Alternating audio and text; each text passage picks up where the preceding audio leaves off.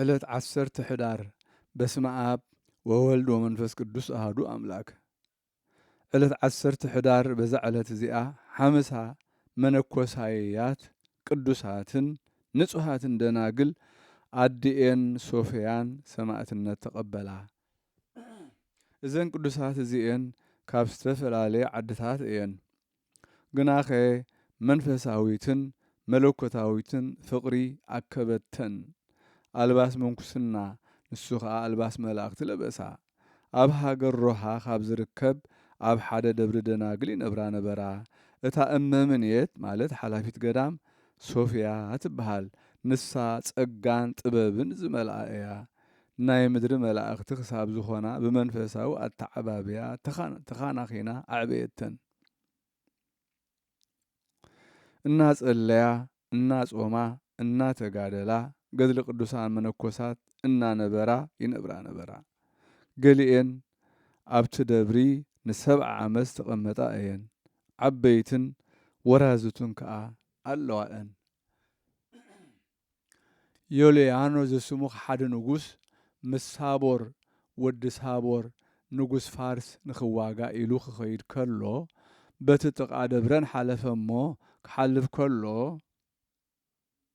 ደብሪ ደናግል ረአየ። እንታይ እዩ እዚ ኢሉ ሓተተ። እዚ ናይ ደናግል ደብሪ እዩ በልዎ። ምስ ሰምዐ ከዓ ተቖጥዐ። ንሰራዊቱ ከዓ ኣብቲ ደብሪ ኣትዮም ነተን ኣብኡ ዘለዋ ደናግል ክቐትልወን ኩሉ ገንዘበን እውን ክማርኹ ኣዘዞም።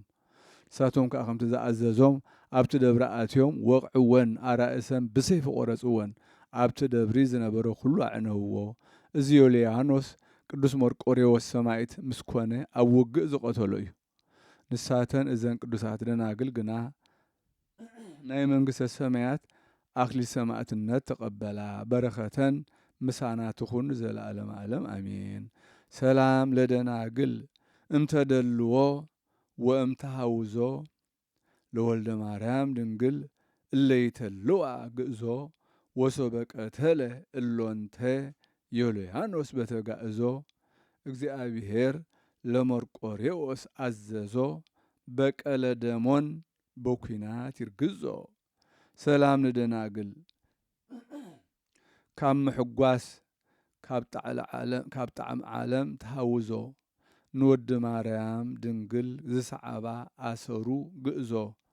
ዮልያኖስ ምስ ቀተለን ብቁጥዓ ብተጋዕዞ እግዚአብሔር ንመርቆሬዎስ ኣዘዞ ኣብ ክንዲ ደመን ብኩናት ክወግኦ ክረግዞ።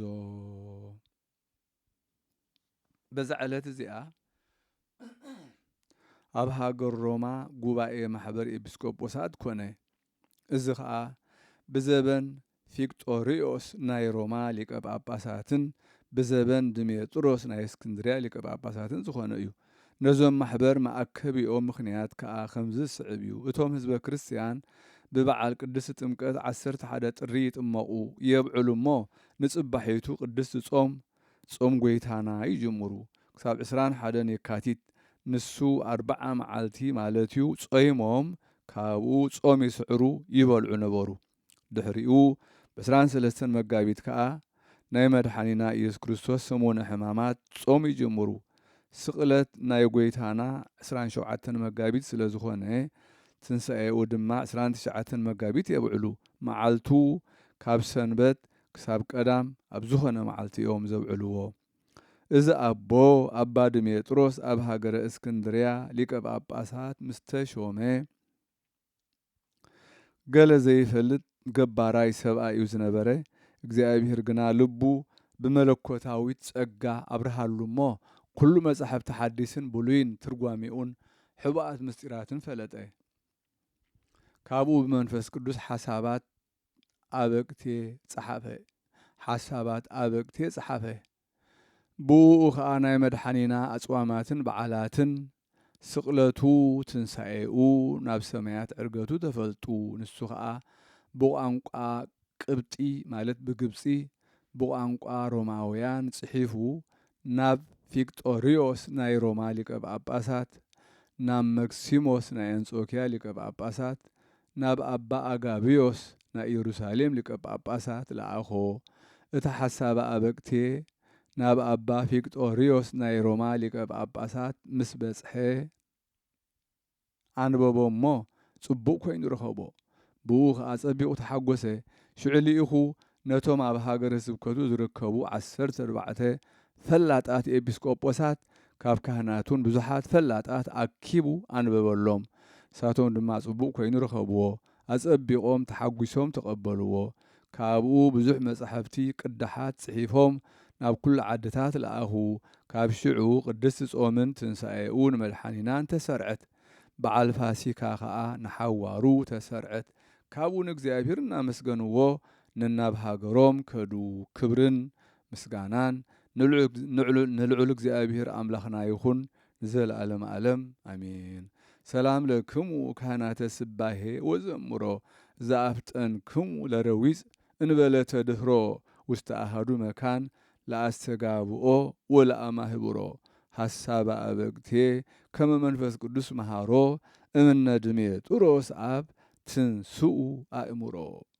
ሰላም እብለኩም ካህናት ምስጋና ወዘምሮ ብጉያ ዝቐልጠፍኩም እንበለ ተድህሮ ከይበልኩም ድሕርሕር ማለት እዩ።